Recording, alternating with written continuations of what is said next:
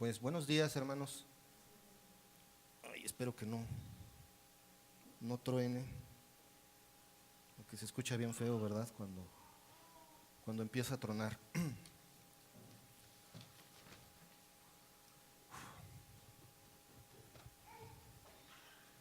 Pues vamos a continuar con la serie de enseñanzas que hemos estado llevando durante ya estos meses. ¿Quién nos viera? Llevamos 12 semanas con las bases doctrinales. Esto nos significa 3 meses ya en el tema de las bases doctrinales. Y eso es muy bueno.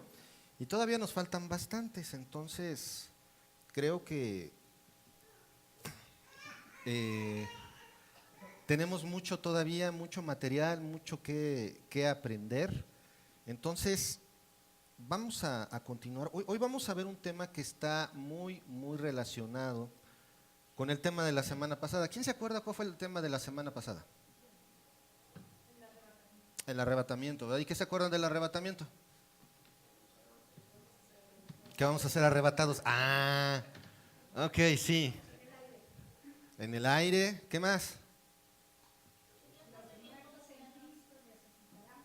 Que los muertos en Cristo resucitarán primero. Que Dios vendrá como un ladrón en la noche, o sea, sin avisar, muy bien. ¿Quién más? ¿Alguien más? No es la segunda venida, exacto, no debemos de confundirnos, no es la segunda venida. Y bueno, hermanos, hoy vamos a hablar de un tema que la mayoría de la gente puede discutir.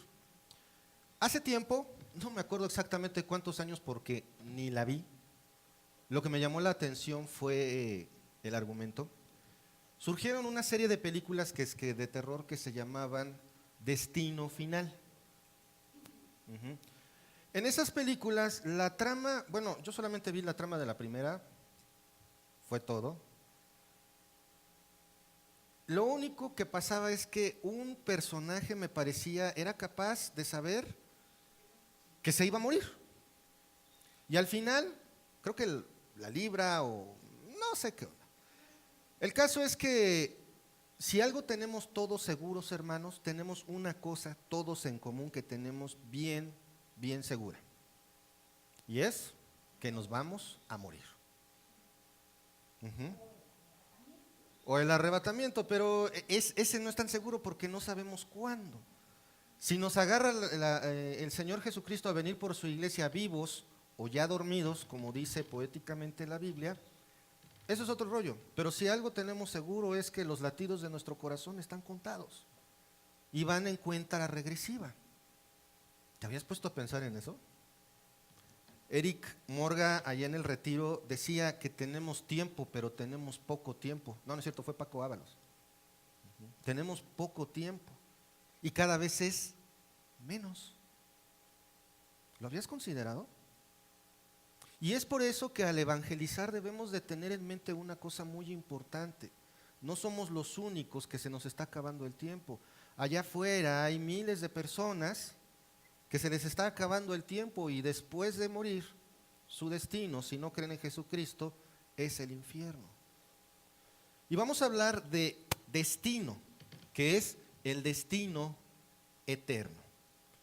Voy a leer la base doctrinal en la cual está basada esta enseñanza el día de hoy y dice así: creemos en la resurrección de los muertos, tanto justos como injustos, los unos para felicidad eterna y los otros para perdición eterna, y que los espíritus que mueren sin Cristo pasan inmediatamente a la presencia del Señor, mientras sus cuerpos esperan el día de la resurrección, y que los incrédulos estarán en el infierno esperando el juicio y después serán lanzados al lago de fuego, que será un castigo eterno.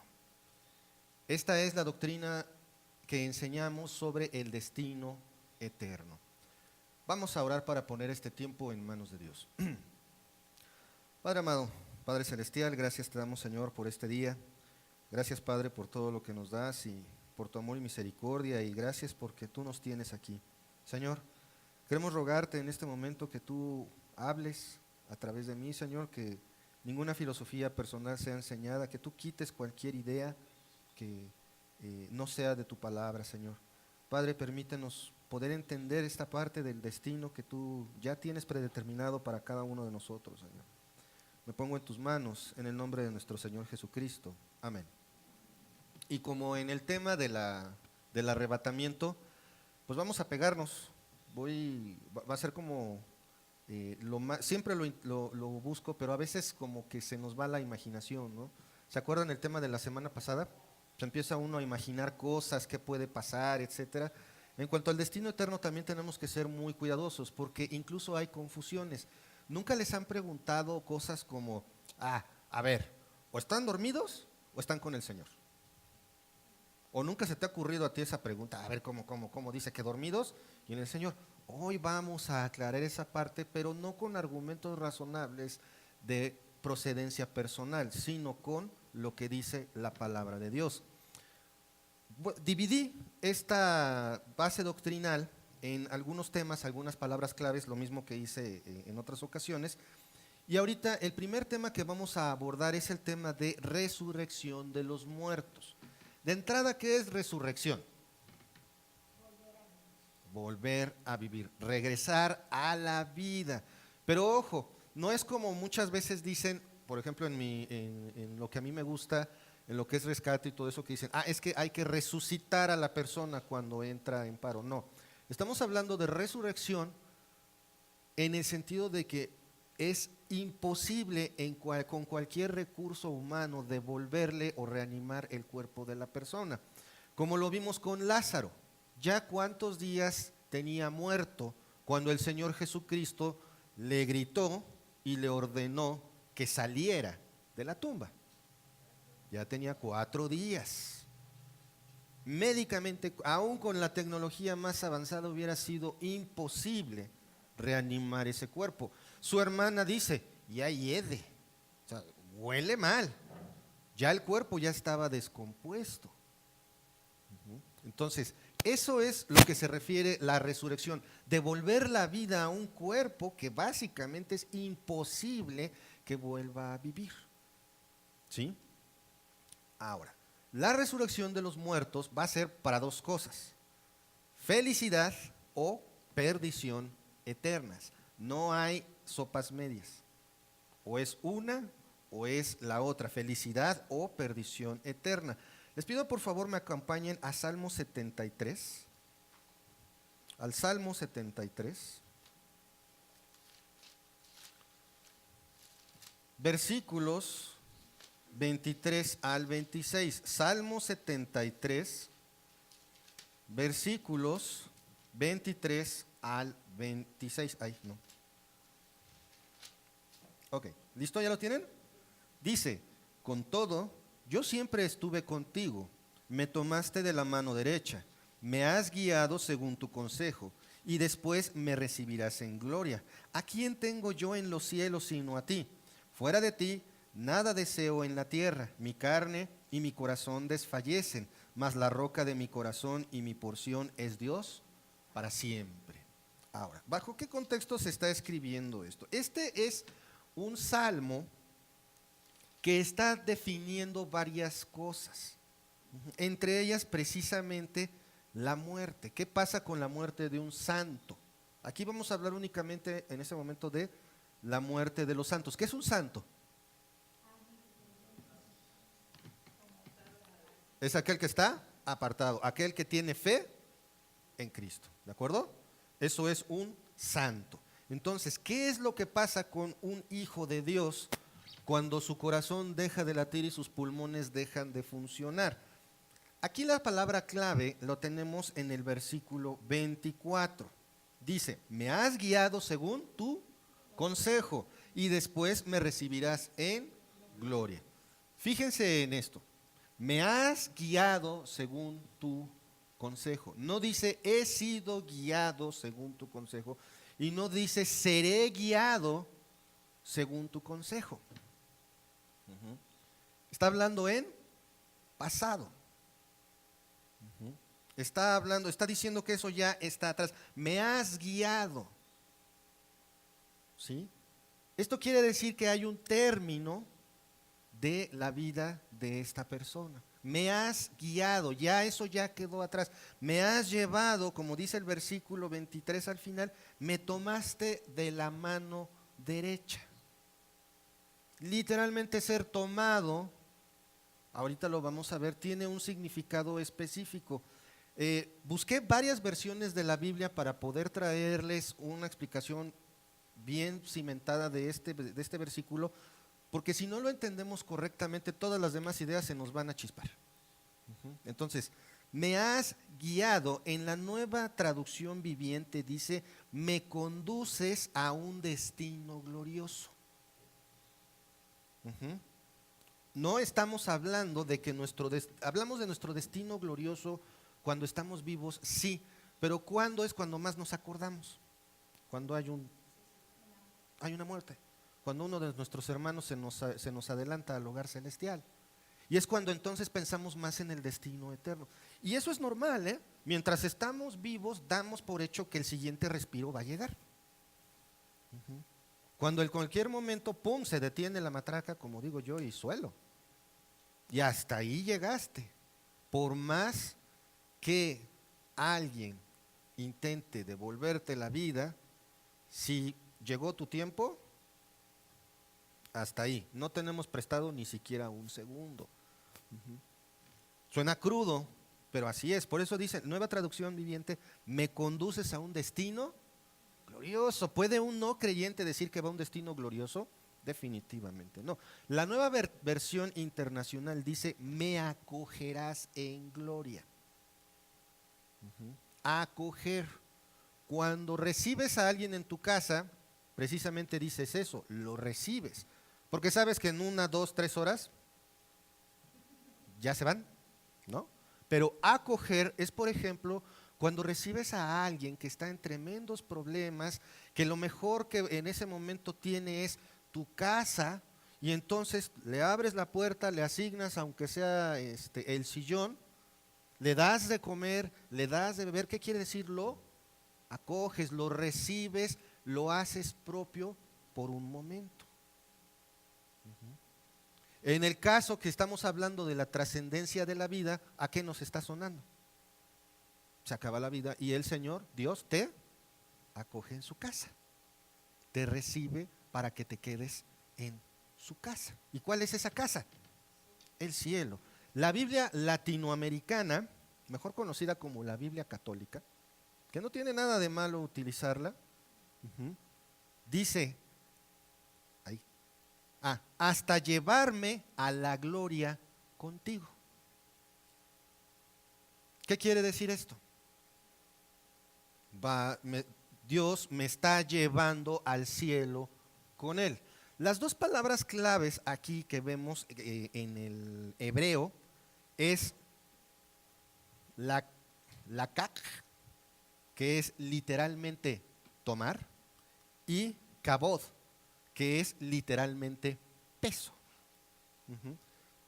Sin embargo, en cada versículo viene teniendo un significado diferente la palabra kabod, que se utiliza más de 300 veces en el Antiguo Testamento. Kabod puede tener el significado de esplendor, gloria, honor, majestad y otros como 100 más. O sea, Dios toma a este personaje, la kak, lo toma para el esplendor, para gloria, para honor, para majestad, que es referente al lugar donde está Dios, o sea, el cielo. ¿De acuerdo? No hay un previo. Aquí estamos hablando de que vemos que la persona muere y luego la toma y la lleva a su gloria, a su honor, a su majestad. O, como nosotros decimos de una manera muy llana y concreta, al cielo. ¿De acuerdo? Eso es lo que pasa cuando un creyente muere y es llevado a la felicidad eterna. El justo siempre va a ser tomado al cielo, el justificado. aquel que deposita su fe en Cristo. El versículo 25, fíjense ahí mismo en Salmo 73, dice así: ¿a quién tengo yo en los cielos sino a ti? Y fuera de ti nada deseo en la tierra. Ese debería de ser nuestra manera de pensar. Pero ¿qué es lo que deseamos muchas veces? Un auto, una casa, una pareja, un viaje, un trabajo, lanita. ¿Anhelas a Dios? ¿Anhelas estar en la presencia del Señor? Como decía Pablo, para mí el vivir es Cristo y el morir es ganancia. Medítalo por un momento. La garantía ahí está. La palabra de Dios, solamente este pasaje podría tomarnos mucho tiempo analizarlo de manera completa.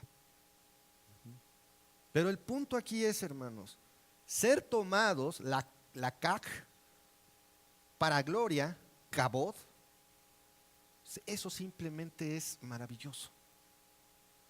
Ser tomados para la gloria. ¿Y saben por qué es aún más increíble? Porque piensa en cómo eres.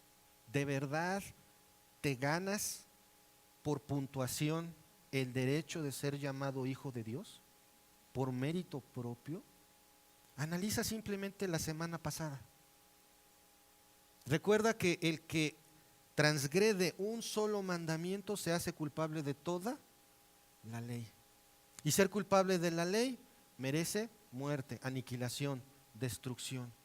¿Podría alguno de nosotros levantar la mano y decir: toda esta semana fui acepto a Dios por mis propios méritos, por mi comportamiento? Yo no me atrevo a levantar la mano.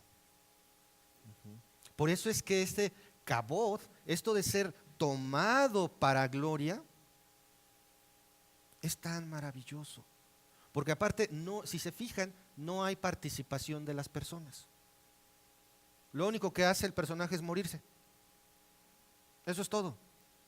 De ahí en fuera, Dios es el que lo toma y lo lleva a su majestad, a su gloria, a su honor. Y tiene, de verdad, me había encontrado con palabras en el lenguaje original con definiciones largas. Porque hay unas que de verdad pasa 1, 2 páginas del libro y sigues encontrando definiciones y definiciones de la misma palabra. Y esta es una de ellas. Una definición tras otra, tras otra, tras otra. Y un versículo dice una cosa, en otro versículo dice otra cosa. Por eso es tan importante para mí en este momento transmitirles, porque de verdad ya estaba haciendo yo viscos mientras estaba leyendo y no encontraba la referencia adecuada, más bien la referencia correcta para este caso. Al final, gracias a Dios, ahí está. Ese cielo, literalmente en el versículo 25, ¿a quién tengo yo en los cielos sino a ti? Nada de que San Pedro va a recibirnos en la entrada del cielo. No. Y el único que va a brillar es el Señor. Porque la Biblia dice que no vamos a necesitar ni luz ni sol. Porque su sol, la gloria, es suficiente para alumbrar todo. ¿Se imaginan eso? Si tú crees en Jesucristo, para allá vamos. Pero si no, si tienes dudas, ahorita te platico el Evangelio. ¿De acuerdo? El justo será tomado al cielo. ¿Se acuerdan que la semana pasada en arrebatamiento vimos que hubo 2 personajes que fueron tomados literalmente con todo y guarachitos para ser llevados al cielo? Bueno, esa es la figura central. Vamos por favor, bueno, esa es la figura más bien base. Ser tomado. Dios no le preguntó: a ver, ¿quieres irte al cielo conmigo? Déjame pensarlo un momento, Dios. Sí, no. Simplemente se lo llevó. Y ahí está precisamente tomar la kach. Ahí está. Él toma lo que es suyo. Eres suyo. Creas o no en Jesús, eres suyo. Mateo 25. Mateo 25, versículos 21 al 23. Todos hemos leído, yo creo, en alguna ocasión esta parte del discurso de los olivos, que nos muestra ¿cómo puede agarrarnos el Señor? Hermanos, ¿son diligentes? ¿Están haciendo su labor de evangelismo, de servicio al Señor? Ese silencio me tranquiliza. Dice Mateo 25, 21 al 23, y su Señor le dijo, bien, buen siervo y fiel, sobre poco has sido fiel, sobre mucho te pondré, entra en el gozo de tu Señor. Llegado también el que había recibido 2 talentos, le dijo, Señor, 2 talentos me entregaste, aquí tienes, he ganado otros 2 talentos sobre ellos. Su Señor le dijo, bien, buen siervo y fiel, sobre poco has sido fiel, sobre mucho te pondré, entra en el gozo de tu Señor. Este pasaje yo creo que todos lo conocen. Un señor se va, le entrega a sus siervos una cantidad de talentos para que los trabajen. 2 se ponen a trabajar y logran duplicarlo. El que tiene solo 1 se acobarda y prefiere esconderlo. Este pasaje ha sido utilizado repetidas ocasiones para señalar lo que es las finanzas. Y es correcto, sí. Sin embargo, también tiene otro significado y es la trascendencia de la vida. Yo me voy a presentar, hermanos, delante del Señor y me va a decir de entrada, a ver qué hiciste con el tiempo que te di. Me va a decir, ¿qué hiciste con los recursos que te di? Y me va a crecer chiquito. Esos son los talentos, hermanos. Hijos, tiempo, ministerios, dinero, trabajo, tiempo libre, habilidades, dones, que no son lo mismo. ¿Qué estás haciendo con ellos? O sea, ¿de verdad crees en esos nuevos dones que fueron descubiertos de la oveja positiva? Que es el hermano que se sienta y nada más está, porque se está quedando dormido. O la oveja calientasillas, que gracias a esta oveja los asientos siempre están tibiecitos. Y es todo lo que hace. No estoy diciendo que esté mal, pero es todo lo que hace esta oveja. Esos no son dones. Eso es malgastar el tiempo. Hermanos, aquí la persona se presenta delante del Señor. Vamos a suponer que Peris se presenta delante del Señor y el Señor en el tribunal de Cristo le va a preguntar, a ver tus cuentas. Y si es hijo de Dios, lo eres. Sí lo eres, ¿verdad? Si el hijo de Dios, Peris, se va a parar frente al Señor y le va a decir, a ver, utilizaste tanto tiempo para hablar de Cristo, perfecto. Cuidado de tu familia, perfecto. El trabajo, perfecto. Bienvenido, pásale al gozo de tu Señor. No que por taches le impidan la entrada, porque la entrada la tiene por ser hijo de Dios, nada más. ¿O prefieres escuchar? Pues, sí, adelante, pásale. Sin felicitación, sin fanfarria, sin nada. La fe te salva. Dicen por panzazo, de hecho la Biblia casi lo dice, algunos van a ser salvos aunque por fuego. O sea, apenitas, nada más por fe.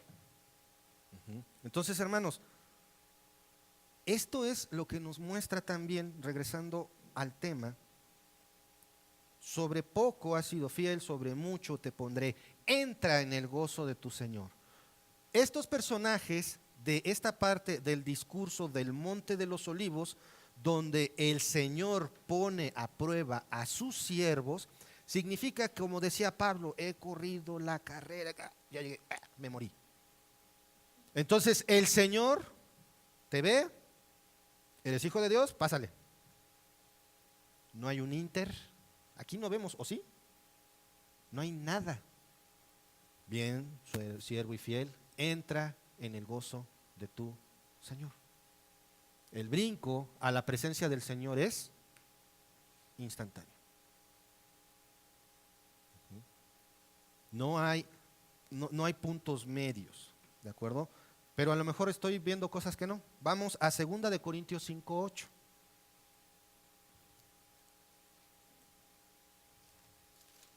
Segunda de Corintios 5:8, ¿ya lo tienen?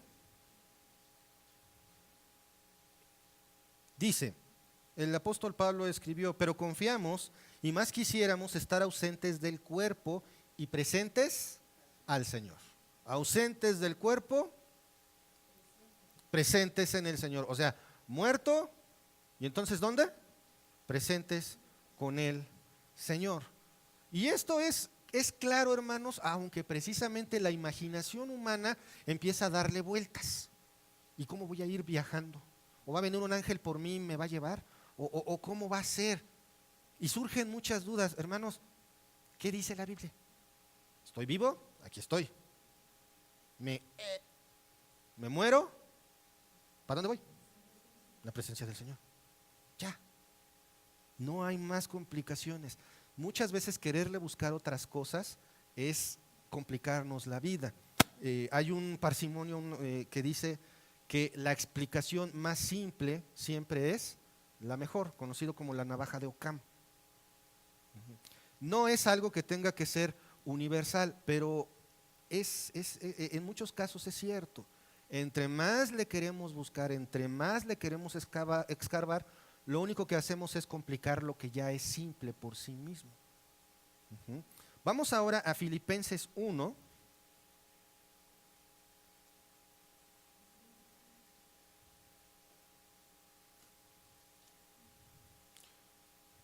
Versículos 21 y 23. Perdón, versículos 21 al 23, perdón. ¿Ya lo tienen? Era lo que hablábamos hace un momento. Versículos 21 al 23 de Filipenses capítulo 1. Dice, porque para mí el vivir es Cristo y el morir es ganancia. Mas si el vivir en la carne resulta para mí en beneficio de la obra, no sé entonces qué escoger, porque de ambas cosas estoy puesto en estrecho, teniendo deseo de partir y estar con Cristo, lo cual es muchísimo mejor. Fíjense en esto, dice, mas si el vivir en la carne resulta para mí en beneficio de la obra. Estar vivo para Pablo era importante siempre y cuando sea para la obra de Dios. ¡Qué prioridad! En el retiro de varones nos pidieron que hiciéramos una lista de prioridades. Obviamente cuando te ponen a escribir una lista de prioridades, está de más decir que la primera va en primer lugar, ¿no? Y puse Dios. Y luego, ¿sí? ¿Será? Si yo te dijera, dime tu primera prioridad, ¿cuál sería? ¿Qué es tu prioridad? Puede ser, pero la primera debe de ser Dios. Es correcto, tu esposa debe de ocupar un lugar de preeminencia, sí. Es más, pues ya es el segundo lugar. Pero el primer lugar es para Dios. ¿El primer lugar es para Dios, hermanos?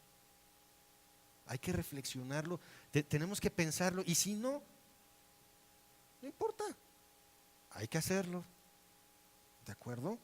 Dice, porque para mí el vivir es Cristo y el morir es ganancia. Y luego en el versículo 23 dice, teniendo deseo de partir y estar con Cristo. Si hubiera un punto medio entre la muerte y estar con Cristo, Pablo lo hubiera escrito. Pero es necesario que estemos un ratito por ahí guardados en lo que viene Cristo, o algo así. Pero no dice eso. No dice eso. La evidencia bíblica dice, teniendo el deseo de partir y estar con Cristo, lo cual es muchísimo mejor. Y si se fijan, también esto es lo que nos alienta, hermanos. Sí, perder un ser amado es extremo, doloroso. Pero como me atreví a decir de mi hermano Jacob, yo me lo imagino en la gloria, tomado para la gloria, diciendo como él decía, magnífico, magnífico, disfrutando de la gloria. ¿Por qué? Porque no hay puntos medios, porque él se presentó delante del Señor Jesucristo de manera instantánea. Ahora, no confundamos con el arrebatamiento de la iglesia, que es cuando los cuerpos serán llevados por el Señor. Son cosas separadas. ¿Saben que somos tripartitos? ¿Saben lo que significa realmente estar hecho a la imagen y semejanza de Dios? No quiere decir que Dios tiene manos, dedos, nariz, orejas, ojos. No. Dios es un Dios trino. Padre, Hijo, Espíritu Santo. Nosotros somos tripartitos, cuerpo, alma, espíritu. Entendiendo como cuerpo, pues esto, ¿no? El alma, pensamiento. Y el espíritu, lo que va a trascender. Esa es parte de nuestro parecido con Dios. Ahora, ¿ya quedó claro esto de la resurrección? ¿Ya vieron? Bueno, perdón, no de la resurrección, sino del paso de la muerte hacia lo que sigue. Obviamente hay dos evidencias. Tenemos la evidencia de que hay resurrección de dos tipos, tenemos la evidencia de que hay resurrección de dos tipos. Uno para los creyentes y el otro para los incrédulos, para los que no creen. Vamos a ver esta parte, vamos a ver una evidencia de que hay resurrección de dos tipos. Juan capítulo 5.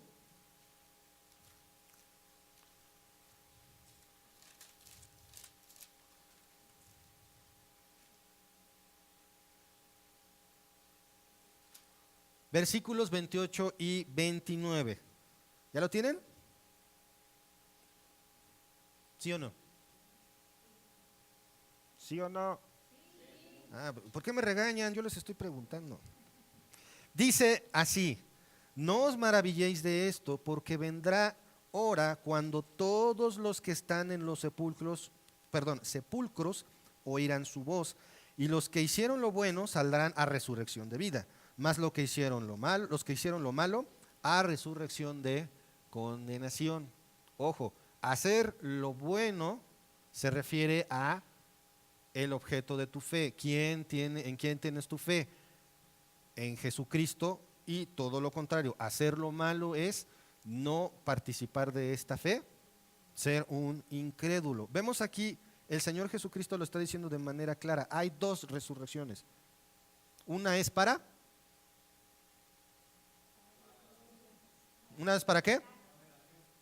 Una es para condenación y la otra para salvación. No le busquemos mayores palabras. Condenación, salvación. ¿De acuerdo? Ahora, ¿qué es lo que estamos viendo aquí? Dice, hoy, ¿se acuerdan de lo que vimos la semana pasada? Dice, no os maravilléis de esto, porque vendrá la hora cuando todos los que están en los sepulcros oirán su voz. Estamos hablando de este momento, estamos hablando del cuerpo físico, resurrección, ser levantados. Pero hermano, ¿qué va a pasar con los cremados? Pues lo mismo. Creo que nuestro Dios es todopoderoso, y si todo lo puede, ¿qué hay de aquellos que, como dice en Apocalipsis, que el mar entregó sus muertos? ¿Cómo estarán los muertos que están en el mar? Si queda algo, porque es súper corrosivo el mar. ¿Quién ha ido a la playa? ¿Quién ha ido a la playa? Ok, muy bien, bajen la mano. ¿Han visto a la gente que permanece horas y horas en el agua? ¿Cómo les queda la piel? Incluso uno de los problemas al naufragar es, si no te cuidas del agua de sal, del agua salada, se te empieza a cuartear la piel. ¿Cuánto creen que aguante un cuerpo dentro del mar? Eso sin mencionar a los animalitos. No queda nada. Entonces, hermanos, tampoco nos compliquemos. Escuché a un pastor muy respetado diciendo, no, yo creo que es una falta de respeto cremar el cuerpo. Ok, hermano, respeto su opinión. No digo nada. Pero bíblicamente, ¿qué es lo que nos dice la Biblia? El Señor es todopoderoso. Se acabó. No hay más. ¿De acuerdo? Y dice, y los que hicieron lo bueno saldrán a la resurrección de vida, mas los que hicieron lo malo a resurrección de condenación. ¿Qué define este estatus? ¿Irse de un lado o del otro? ¿Quién? La fe en Cristo. Él es el que lo define, no hay más. Dice la Biblia que ¿quién nos podrá separar del amor de Dios? Nada, ni aflicción, ni personas importantes, ni Satanás, ni lo malo que tú hagas te separa del amor de Dios si crees en Jesucristo como tu único Salvador. Acuérdense, hermanos, la salvación ya es tuya. Si eres hijo de Dios, la salvación ya es tuya. Y por más que patalees, no te la puedes quitar, porque ¿quién te la dio? Dios. Y a ver, ¿quién le puede quitar algo a Dios? ¿Quién le puede enseñar? Nadie, porque por eso es Dios. Ahora vamos a ver la resurrección de los creyentes. Primera Tesalonicenses 4. Ahora, nada más, ¿sí quedó claro el asunto de morir y el siguiente paso? Básicamente es instantáneo. ¿De acuerdo? Ahora, ¿qué les dije? Primera Tesalonicenses capítulo 4.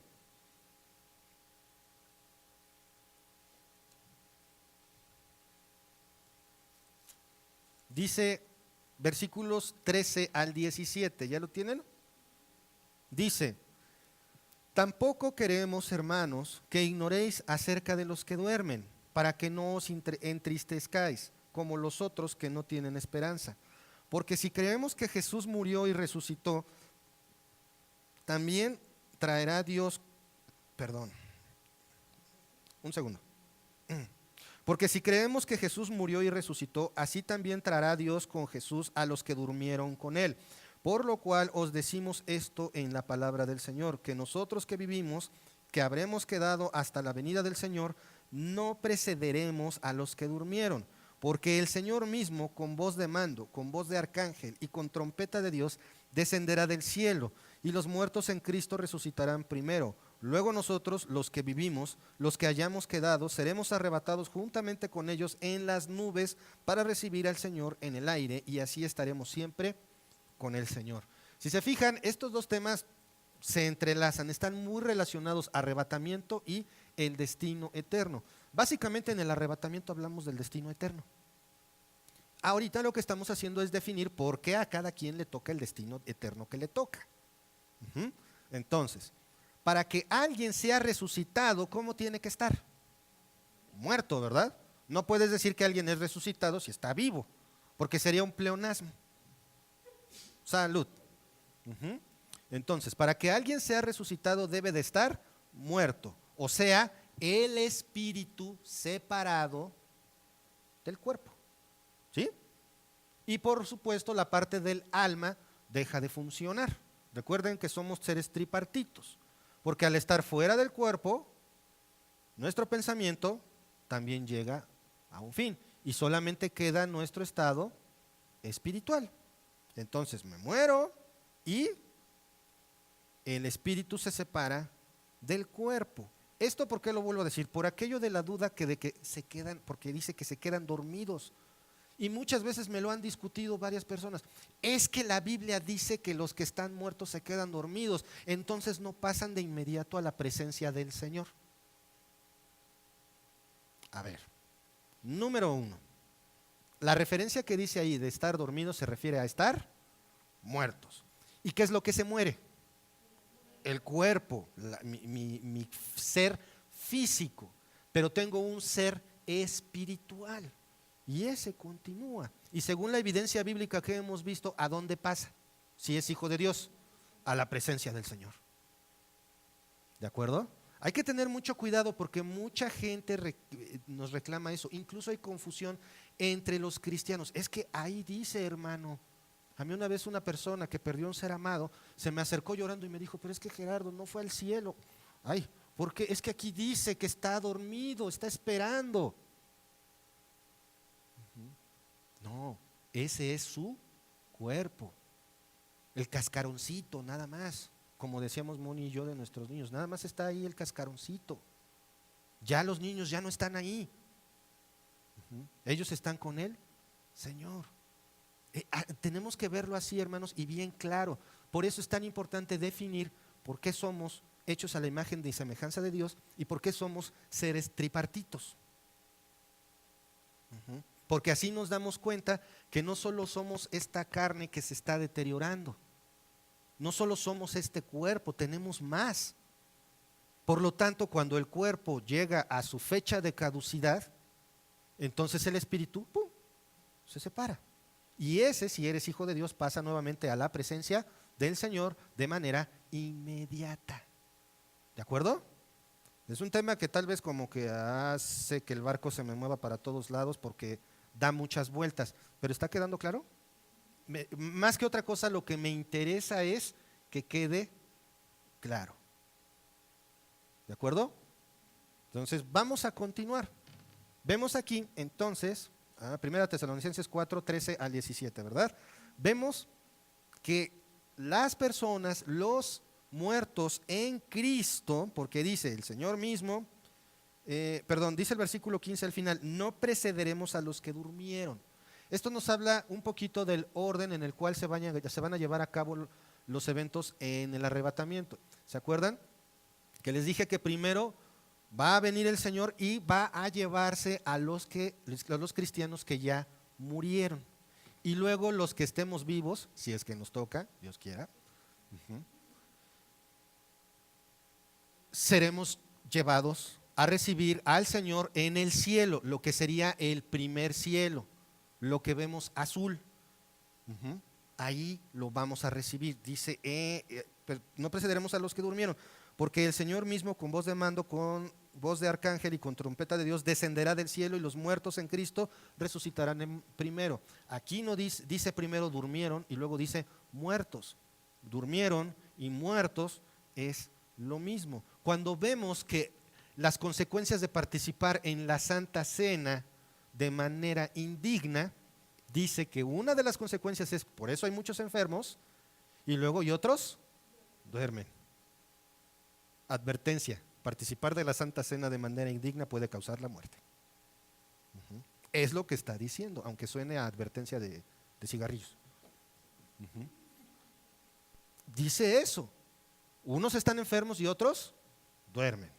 No están dormiditos esperando a que alguien vaya y los sacuda, un humano. No, están muertos por participar indignamente de la cena del Señor.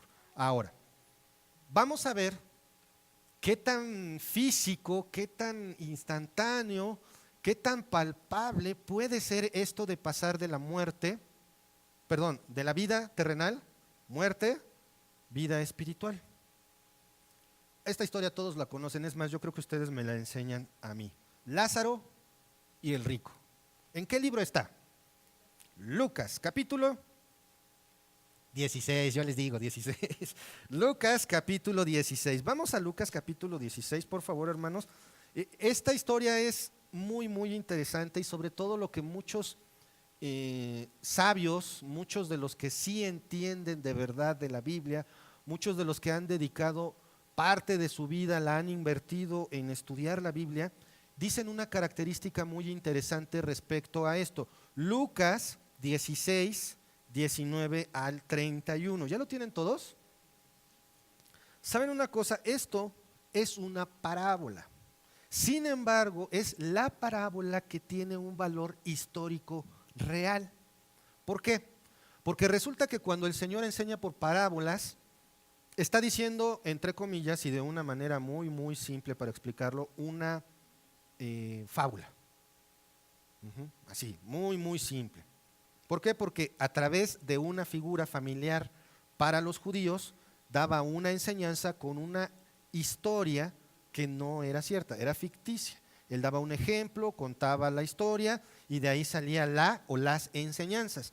Sin embargo, todas tienen una característica, no hay nombres propios.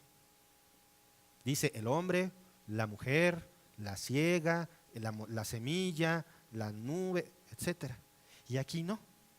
Aquí tenemos un nombre propio. Esto, para los que les digo que sí saben, que yo nada más les copio, dicen que esta parábola luego entonces tiene un sentido histórico real. Quiere decir que Lázaro y el rico existieron. Más bien, existen en su estado espiritual. ¿De acuerdo? Dice así: había un hombre rico que se vestía de púrpura y de lino fino, y hacía cada día banquete con esplendidez. Había también un mendigo llamado Lázaro, que estaba echado a la puerta de aquel, lleno de llagas, y ansiaba saciarse de las migajas que caían de la mesa del rico, y aun los perros venían y le lamían las llagas. Aconteció que murió el mendigo, y fue llevado por los ángeles al seno de Abraham. Y murió también el rico, y fue sepultado. Y en el Hades alzó sus ojos estando en tormentos, y vio a lo lejos a Abraham y a Lázaro en su seno. Entonces él, dando voces, dijo: Padre Abraham, ten misericordia de mí, y envía a Lázaro para que moje la punta de su dedo en agua y refresque mi lengua, porque estoy atormentado en esta llama. Pero Abraham le dijo: acuérdate que recibiste tus bienes en tu vida, y Lázaro también males, pero ahora este es consolado aquí y tú atormentado. Además de todo esto, hay una gran cima. Una gran cima está puesta entre nosotros y vosotros, de manera que los que quisieren pasar de aquí a vosotros no pueden, ni de allá pasar acá. Entonces dijo: te ruego pues, Padre, que le envíes a la casa de mi padre, porque tengo 5 hermanos, para que les testifique, a fin de que no vengan ellos también a este lugar de tormento. Y Abraham le dijo: a Moisés y a los profetas tienen, óiganlos. Entonces dijo: no, padre Abraham, pero si alguno fuere a ellos de entre los muertos, se arrepentirán. Mas Abraham le dijo: si no oyen a Moisés y a los profetas, tampoco se persuadirán, aunque alguno se levantare de los muertos. Hermanos, esta parábola tiene tantos y tantos temas que les garantizo que mientras estuvimos leyendo, dijeron: a ver, ¿cómo está esto? Tenemos que considerar, como siempre, el por qué, el cuándo, el a quién, por qué fue escrito, cuál era el objetivo, quién era el público, etcétera. No, aquí sí vemos, no dice cielo, ¿o sí? Dice el seno de Abraham. Recuerden, no había muerto Jesucristo. La doctrina que los judíos tenían en muchos puntos es diferente a la que nosotros tenemos, a lo que nosotros creemos. Pero el símil del seno de Abraham para nosotros es el cielo. ¿De acuerdo? Otra cosa, llevado por los ángeles. Es la única evidencia que dice que llevado por los ángeles. Ignoro, al menos hasta donde yo estudié, si es una figura o es un hecho. Sea como sea, está hablando de un evento inmediato a la muerte. ¿De acuerdo? No dice se murió, fue a la taquilla, pagó su pasaje y esperó su ángel correspondiente. No, dice que murió y fue llevado. De la misma manera, el rico murió y fue sepultado. Sepulcro también se conoce como ser tragado. Cambia mucho, ¿verdad? Ser tragado. Se murió y fue tragado. También fue inmediato. Pero lo que quiero que veamos, aún más asombroso, es esta parte. El rico, ¿qué quería? Agua. Entonces, ¿qué podía sentir? Sed, calor, ¿qué más?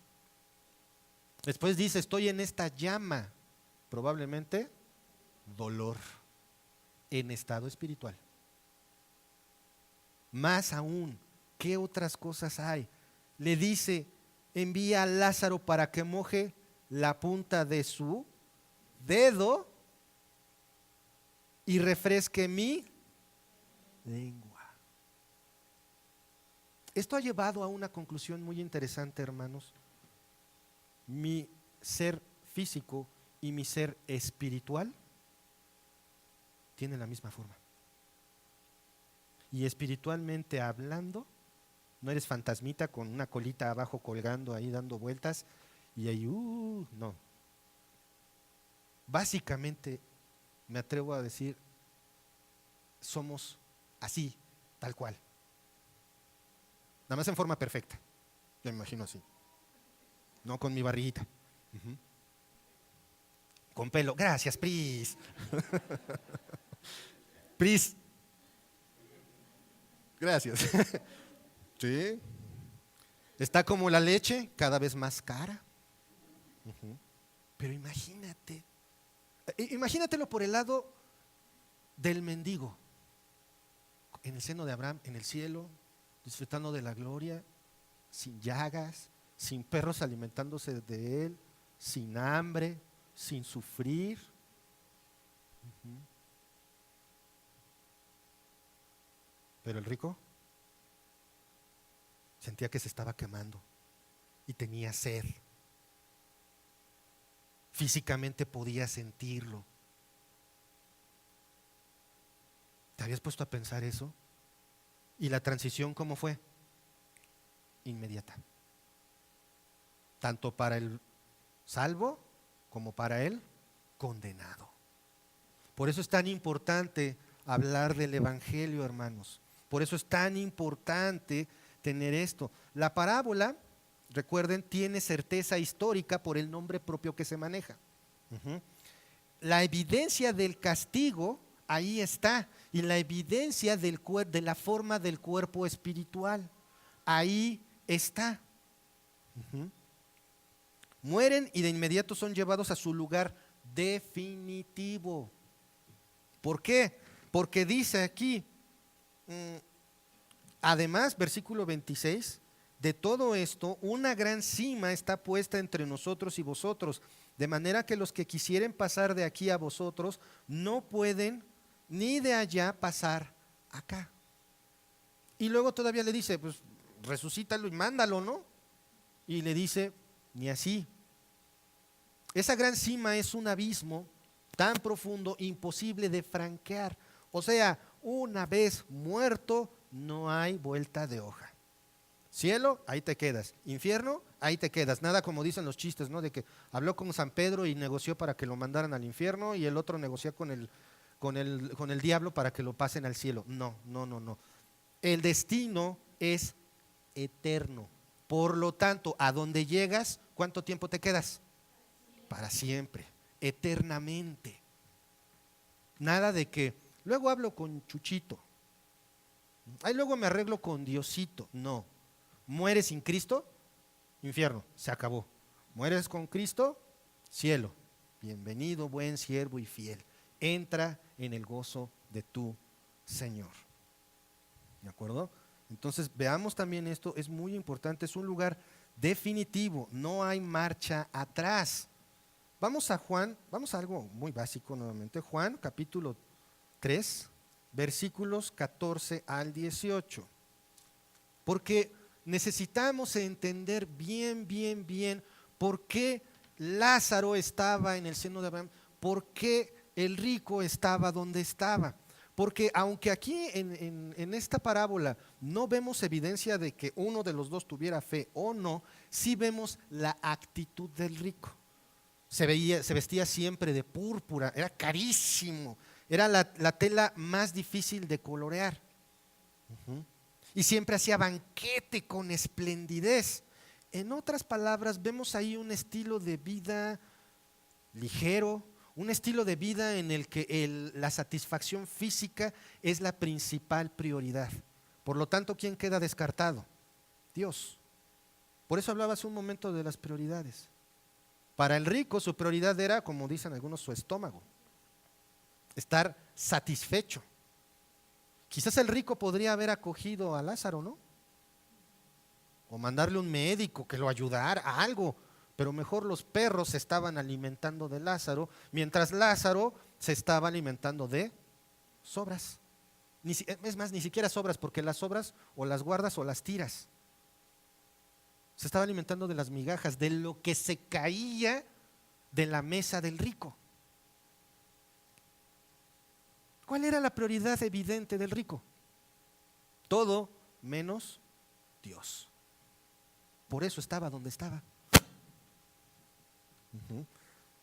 Pero dice Juan 3, 14 al 18, todos lo conocemos. Y como Moisés levantó la serpiente en el desierto, así es necesario que el Hijo del Hombre sea levantado para que todo aquel que en él cree no se pierda, mas tenga vida eterna. Porque de tal manera amó Dios al mundo que ha dado a su Hijo unigénito para que todo aquel que en él cree no se pierda, mas tenga vida eterna. Porque no envió Dios a su Hijo al mundo para condenar al mundo, sino para que el mundo sea salvo por él.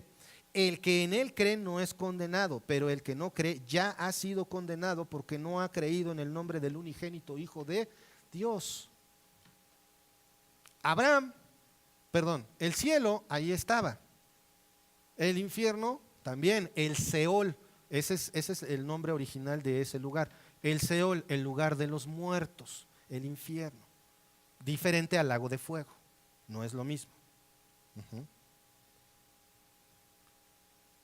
Ahí está el lugar, ahí está el cielo, ahí está el infierno. ¿Por qué vas al cielo?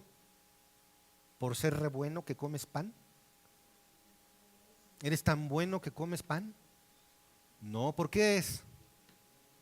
Por tener fe en Jesucristo. Dice el versículo 18, el que en él cree no es condenado. El que cree en Jesucristo, pero hermanos, ¿se acuerdan que hablamos de que creer y saber no es lo mismo? Yo puedo saber que existe Dios, sí o no. Es más, puedo saber que existió Cristo. Puedo saber, incluso aceptar que murió en la cruz y que fue un parteaguas, tanto que el calendario dejó de contar para atrás y empezó a contar para adelante. Puedo saber todas esas cosas. Conozco historias de gente que ha leído la Biblia más de una vez antes de creer en Cristo. Pero saber no salva. Saber no te lleva al cielo. La fe en Cristo es lo que te lleva al cielo. ¿Cuántas veces puede leer un niño que pone su fe en Cristo? ¿Cuántas veces pudo haber leído la Biblia antes de creer? Ninguna. Sin embargo, su fe puede ser genuina. Y nada más por eso entonces es salvo. Dice aquí, pero el que no cree ya ha sido condenado. Ojo, hermanos, no nos engañemos tampoco. El que no cree ya está condenado, no se va a condenar, como me dijo alguien siempre, me dice de broma, el que se ha de condenar por una pata ha de empezar. No, bueno, está bueno eso, ¿verdad? Pero no, el que no cree no se va a condenar. El que no cree ya está condenado. Piensa en toda la gente que necesita escuchar del Evangelio como una multitud que va caminando hacia un precipicio y algunos incluso corren hacia la orilla porque ya están condenados. Amplio es el camino que lleva a la perdición, pero angosta la puerta a la salvación. Y no hay segundas oportunidades. Una vez vi una ilustración donde en el infierno, basándose un poco en la literatura de Dante, pone a una persona arrodillada, orando y pidiéndole al Señor que lo salve. Ahí ya es inútil. ¿De acuerdo? Ahí ya es inútil. Un ejemplo de quienes creen y van con Dios. Primero vamos a ver el destino eterno del creyente. Ya para cerrar, para finiquitar la parte del destino. Ya vimos la muerte y el siguiente paso. Ya vimos el asunto de la resurrección. Ahora vamos a concretarnos ahora sí al destino. ¿A dónde va uno, a dónde va el otro? Creo que ya nos queda bastante claro. Pero vamos a ver una última evidencia del destino eterno de los que creen y el destino eterno de los que no creen. El destino eterno de los que creen, ya me perdí, aquí está. El destino eterno de los que creen, Apocalipsis 7, 13 al 17. Y esta cita fue escogida también porque, hermanos, también por ahí no falta el que dice, no, si te quedaste en la tribulación, ya te amolaste, no va a haber salvos durante la tribulación. Sí, sí va a haber. Sí va a haber, pero les va a costar. Va a ser muy duro entregarse al Señor durante la tribulación. O sea, mejor ahorita. Mejor ahorita que está fácil. Dice Apocalipsis 7, 13 al 17. Recuerden, esto es durante la tribulación. Dice, entonces uno de los ancianos habló diciéndome a Juan: estos que están vestidos de ropas blancas, ¿quiénes son y de dónde han venido? Y yo le dije: Señor, tú lo sabes.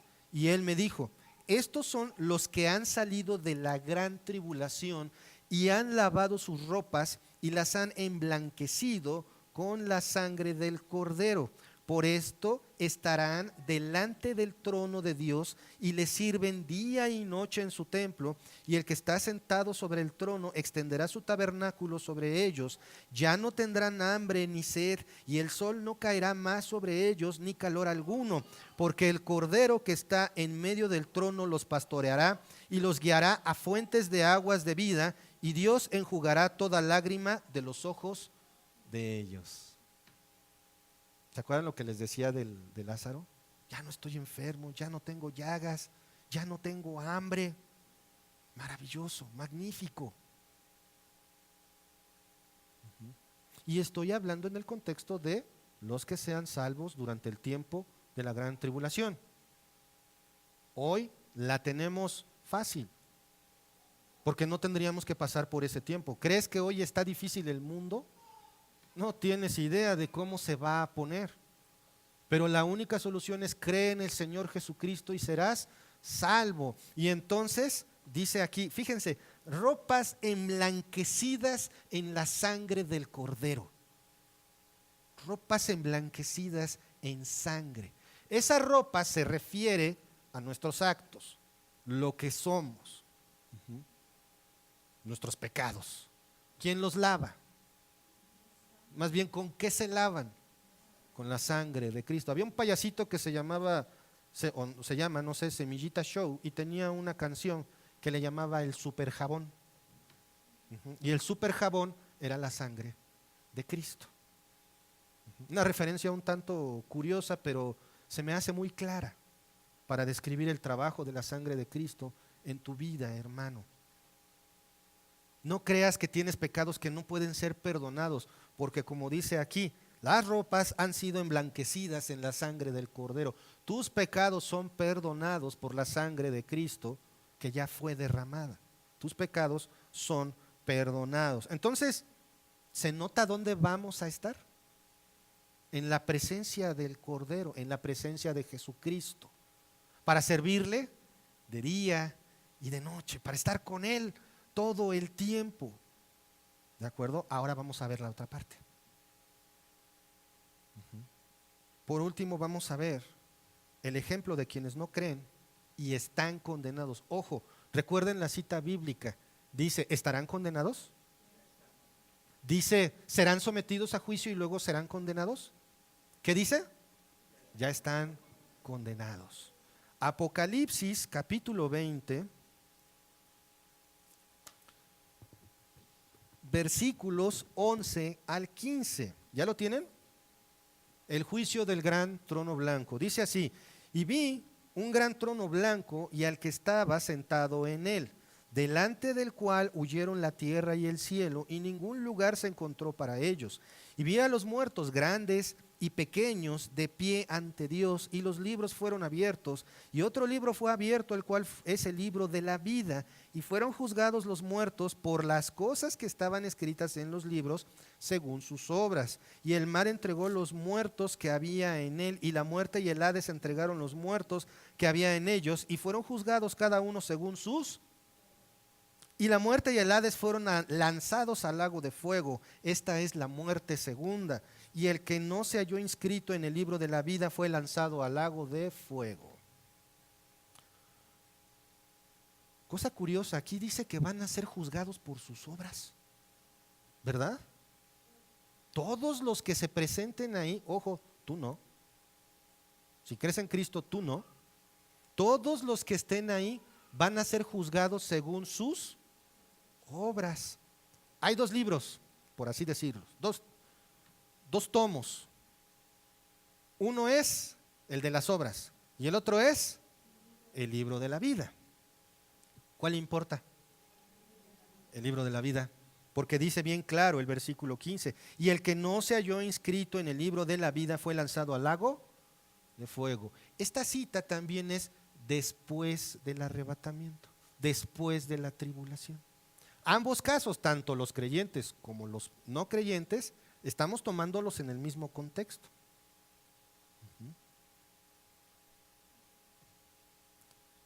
El destino de aquel que muere sin Cristo, dice versículo 15, y aquel que no se halló inscrito en el libro de la vida fue lanzado al lago de fuego. Y en el versículo 14 bien, vemos que esa es la muerte segunda.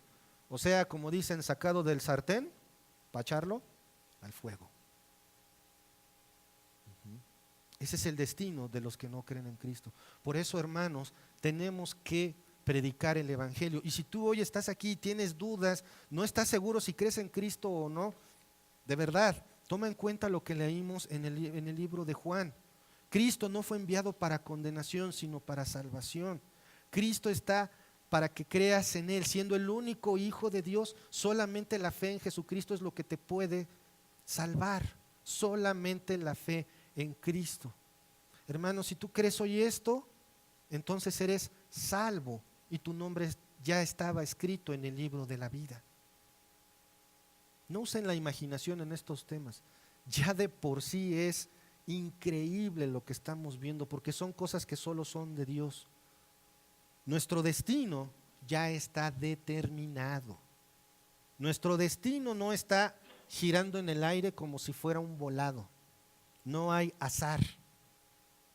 Nuestro destino ya está escrito y solamente hay dos lugares: cielo, infierno o lago de fuego. Por ahí hay un estudio muy interesante sobre los grados de castigo. Y algunos opinamos, porque opino lo mismo que otros estudiosos dicen, pues el simple hecho de estar en el lago de fuego, yo no sé si haya castigo más llevadero que otro. Pero estar en el lago de fuego, ¿cómo se sentía el rico? Atormentado, tenía calor, tenía sed. Llevemos el evangelio a otros, hermanos. Por eso, hermanos, bajo estas evidencias bíblicas, es que en la iglesia bíblica, el buen pastor, creemos en el destino eterno. Creemos en la resurrección de los muertos, tanto justos como injustos, los unos para felicidad eterna y los otros para perdición eterna. Y que los espíritus de los que mueren sin Cristo en Cristo pasan inmediatamente a la presencia del Señor, mientras sus cuerpos esperan el día de la resurrección, y que los incrédulos estarán en el infierno esperando el juicio, y después serán lanzados al lago de fuego, que será un castigo eterno. Hermanos, la palabra del Señor es clara. Lo que tenemos que hacer es estudiarla, analizar, no dejarnos llevar por nuestra imaginación o las preguntas que nos flotan. Hacer preguntas está bien, pero también deben de ser respondidas de acuerdo a la evidencia bíblica. Esto del destino eterno como que ya no sonó tan bonito en ciertos puntos, pero hermanos, gracias a Dios por quienes estamos aquí, gracias a Dios por su gracia, gracias a Dios porque por gracia es que podemos ser llamados hijos de Dios. Y si hay alguien aquí que no crea, este es el momento. Y si conocen ustedes a alguien, que seguramente conocen a alguien que no cree, ya saben para dónde va. Háblenles de Cristo. Vamos a orar. Padre amado, Padre celestial, gracias te damos, Señor, por este día. Gracias, Padre, por todo lo que nos das y por tu amor y misericordia. Y gracias, Señor, porque a través de tu palabra es que podemos tener la certeza de salvación, como ya lo vimos. A través de tu palabra sabemos qué va a pasar en el futuro, a dónde vamos. Podemos tener esa certeza real de qué es lo que pasa con nosotros cuando dejamos este plano físico, Señor. Gracias, Padre, porque a través de tu palabra es que podemos obtener el conocimiento de todas las cosas, Señor. Alabado seas por esto. Qué grandes son tus obras, Señor. Gracias, Padre, por tu palabra. Gracias por tu gracia. Gracias por la sangre de nuestro Señor Jesucristo. Gracias, Señor. Y te rogamos, Padre, que si en este momento hay alguien aquí que no te conoce a Cristo como su Salvador, Señor, si este es el momento, te rogamos por esta persona. Y si se quiere acercar, Padre, que se acerque a mí y puedo hablarle más, Señor. Gracias, Padre, por todo esto. Y pues todo lo ponemos en tus manos, en el nombre de nuestro Señor Jesucristo. Amén. Gracias, hermanos.